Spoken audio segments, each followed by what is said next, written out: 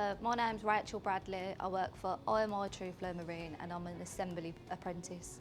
I got into engineering about 3 years ago. It's what I always wanted to do, but I thought I couldn't because I'm a girl. And then I applied for a job and got it. I've had my struggles in engineering because last year during the COVID pandemic I was made redundant. But I came back to Make UK, they helped me find a job and yeah, I've been in engineering ever since.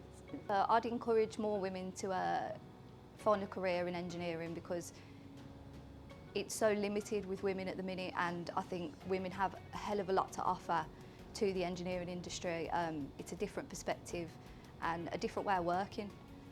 I'm very proud to be a woman in engineering and I would encourage all women to follow that path, and I'd support any woman in engineering as well.